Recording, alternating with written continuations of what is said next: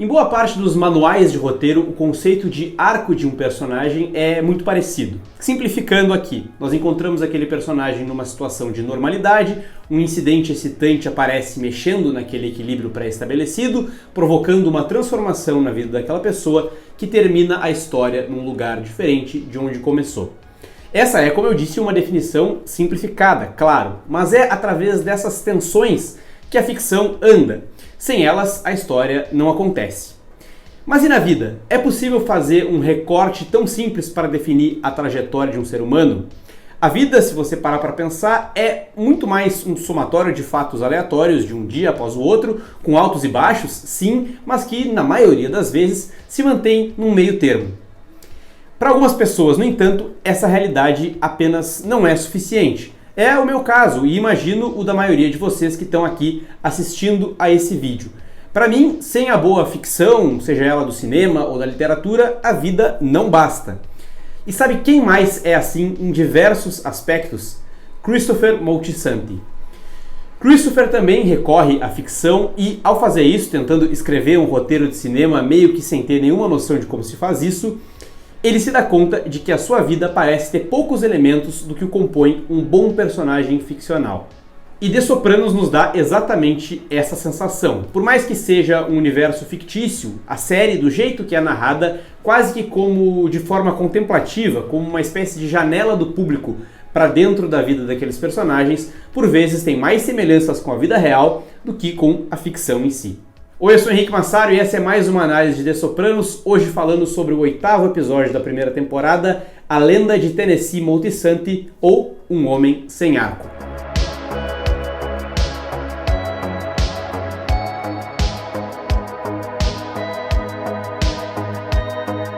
O assassinato de Emil Kohler, que no primeiro episódio talvez parecesse algo banal para o Christopher, ainda o assombra, nos levando novamente para o universo onírico de The Sopranos. No episódio que, enfim, começa a dar mais camadas para esse personagem que mais tarde reclama de ser um personagem ruim, nós vemos diversos elementos que, como sempre acontece nos sonhos, podem até fazer pouco sentido se nós não tentarmos atribuir sentido a eles. Christopher sonha com as salsichas dos tchecos, vê Adriana e Carmela em posição de submissão enquanto comem salsichas nos satriales e precisa servir um sanduíche de salame para o homem que matou.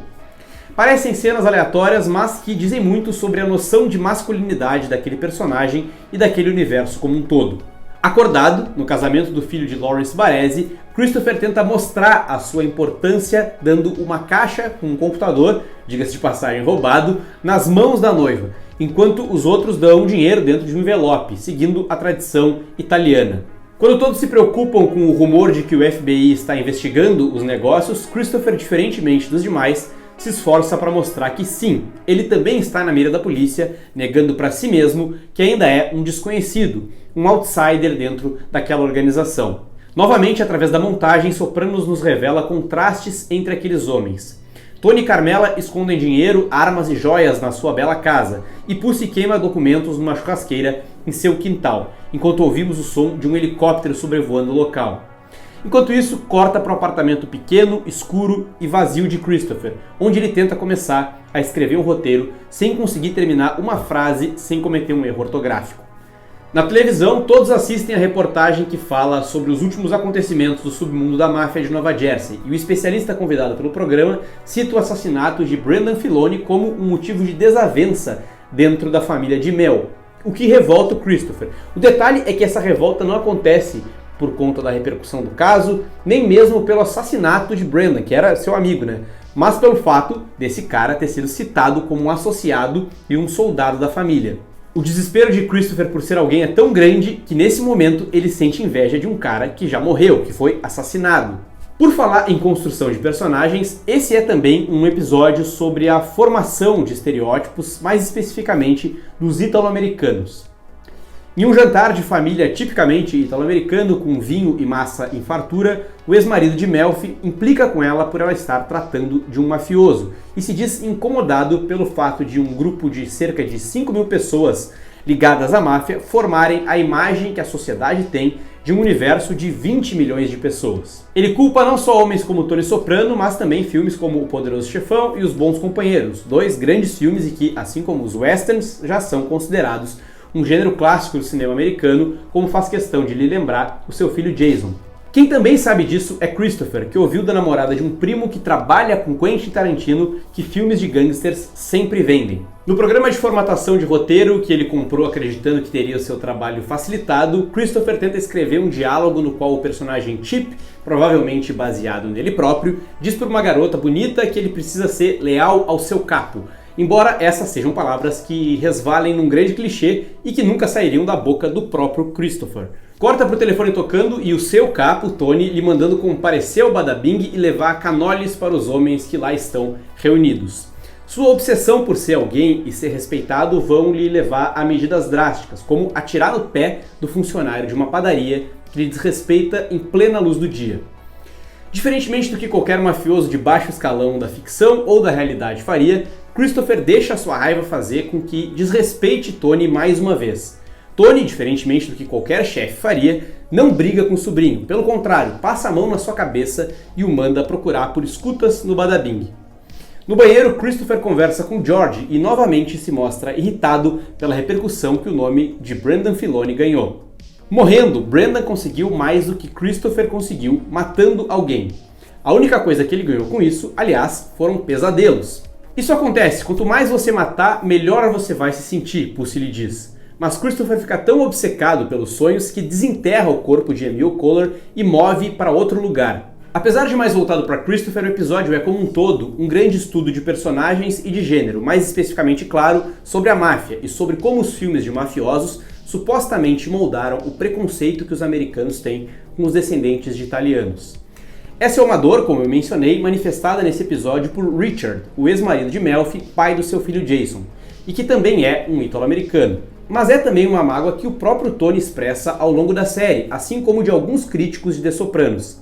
A ideia de que o seriado contribuía para a formação de estereótipos não era incomum ao longo dos anos, principalmente nas primeiras temporadas. De certa forma, esse episódio é uma resposta do David Chase com toda a sua genialidade a essas pessoas. Percebam, por exemplo, como na cena do jantar da família de Melfi, seu filho Jason afirma que, a essa altura, como eu já disse aqui, os filmes de máfia representam um gênero tipicamente americano, tão forte e representativo como o western, por exemplo.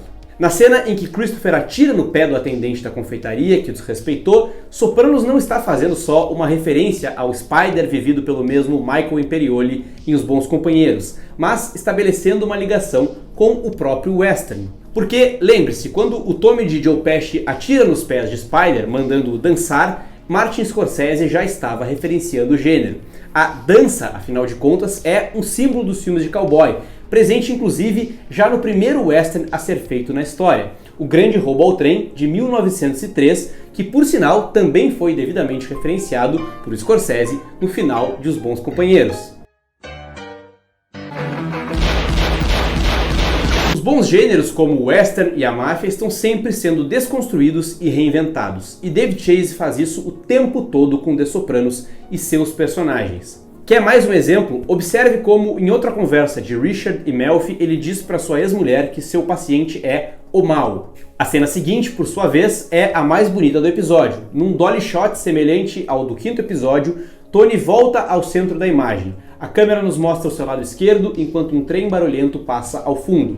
E conforme revela o seu lado direito, nós vemos o carro de Christopher se aproximando para buscá-lo. É talvez a maneira perfeita de nos mostrar que Tony, assim como todos nós, tem pelo menos dois lados, e ambos vão ser manifestados nesse momento. Assim que entra no Lexus, ele bate no sobrinho em um ataque de raiva. "Eu vou limpar a minha bunda com os seus sentimentos", ele diz, antes de cobrar Christopher por suas últimas atitudes. Mas quando o sobrinho consegue falar e explicar o seu estado depressivo, esse homem explosivo se transforma. Tony agora acaricia Christopher e se torna um ombro amigo. Da maneira que consegue e que as regras tácitas daquele mundo permitem, conversa com ele sobre saúde mental. Após terem sua casa revistada pelo FBI, Tony, Carmela, Meadow e AJ pedem comida de um restaurante. Nesse momento, com diferentes comidas embaladas e latas de Coca-Cola sobre a mesa, os Sopranos são uma família até mais tipicamente americana do que a família de Melfi. No jantar, Tony manifesta a sua raiva pela maneira como os italo-americanos são tratados. Ele acha que um dos detetives foi mandado até sua casa somente por ter um sobrenome italiano. Na visão de Tony, é uma afronta um italo-americano perseguindo outro. Para ele, não existe os 5 mil versus os 20 milhões. Todos são parte de um só povo.